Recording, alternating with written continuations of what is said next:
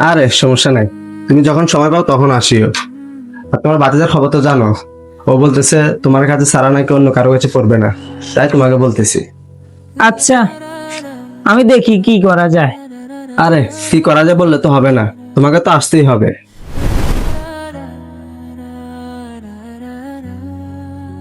এই সব এদিকে আসো।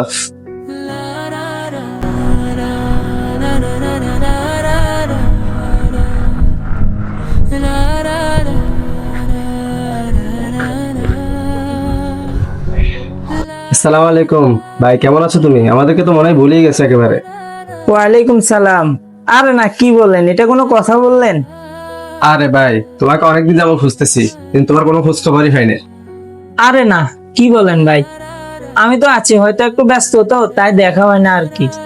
ও আচ্ছা, না আমি তোমার নাম্বারটা অনেক কষ্ট করে খুঁজে পাইছি, পরে কলও দিছি, কিন্তু তুমি কোনো ব্যস্ত ছিলা তাই ধরতে পারো না।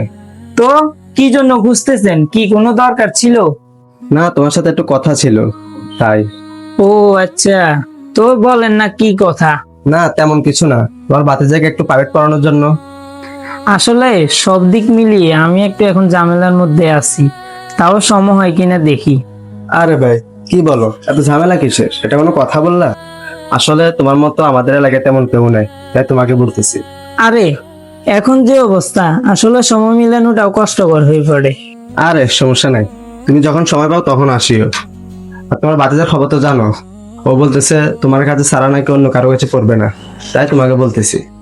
আচ্ছা, আমি দেখি কি করা যায়। আরে কি করা যায় বললে তো হবে না, তোমাকে তো আসতেই হবে।